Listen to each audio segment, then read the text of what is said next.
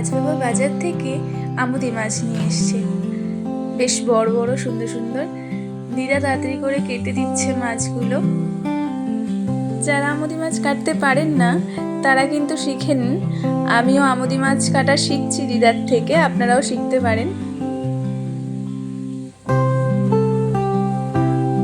কিভাবে কাটতে হয় আমি জানতাম না, দিদার থেকে আজ শিখে নিলাম।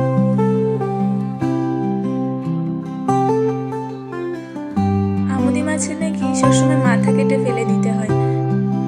যাই হোক, আমার মাছ কাটা হয়ে গেছে। পরিষ্কার করে নিয়ে এসেছি, নুন আর হলুদ মাছে দিয়ে মাখিয়ে নিলাম।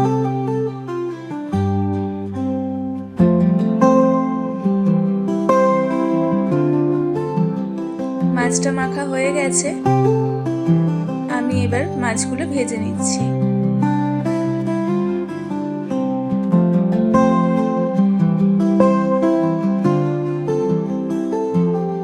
আমি সবসময় আমুদি মাছের ঝাল খেয়েছি, বাট মা বললো আজকে একটু সবজি দিয়ে ঝাল করব।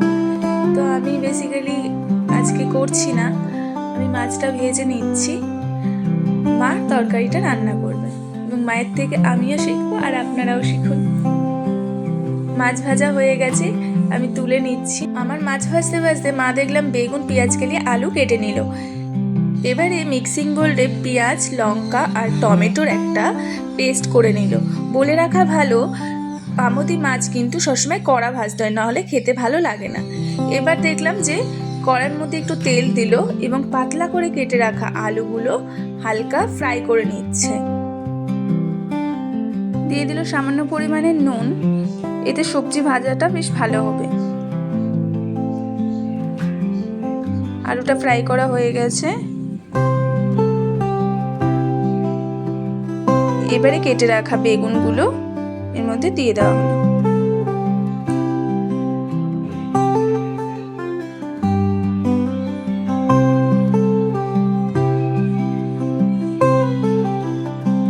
তারপরে আবার একটু নেড়ে চেড়ে আবার চাপা দিয়ে দেওয়া হলো।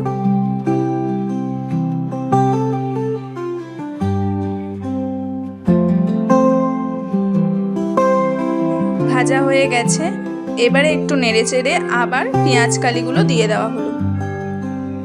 গ্যাসের ফ্লেমটা একটু কম রাখতে হবে, এতে সবজি ভাজাটা সুন্দর হবে।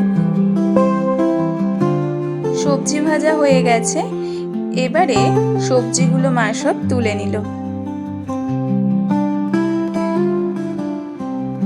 এবার কড়াইতে আবার সামান্য পরিমাণের একটু তেল দিল আর কালো জিরে ফোড়নে দিল।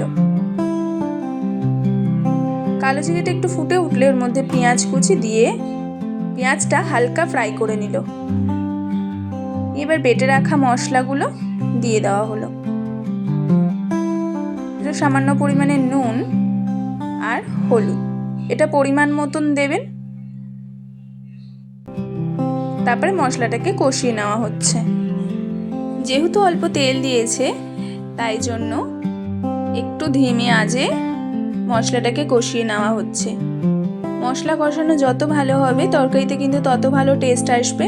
মশলা কষানো হয়ে গেছে, এবার ভেজে রাখা সবজিগুলো দেখলাম মশলার মধ্যে দিয়ে দিল। সবজিটাকে ভালো করে মশলার সাথে কষাতে হবে যতক্ষণ না তেল ছাড়ছে। ভালো করে কষানো হয়ে গেলে এবারে জল অ্যাড করে দিল মা।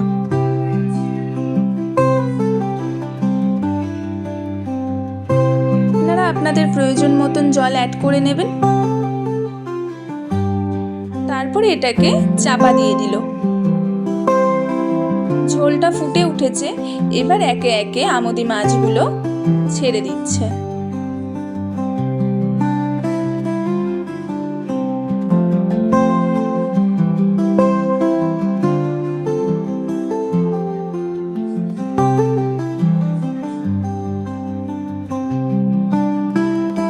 এবারে হয়ে গেছে, ওপর থেকে ধনিয়া পাতা দিয়ে দিল। আমুদি মাছের ঝাল কিন্তু একদম রেডি। মা কিন্তু নাবিয়ে নিচ্ছে। কত সিম্পলভাবে কত সুন্দর মা একটা আমুদি মাছ ঝাল রান্না করলো। আমি তো শিখে নিয়েছি, নিশ্চয়ই আপনারাও শিখে নিয়েছেন। এরকম সিম্পল সিম্পল রান্না শিখতে হলে আমার চ্যানেলটিকে কিন্তু লাইক, কমেন্ট, সাবস্ক্রাইব করে নেবেন। Thank you for watching.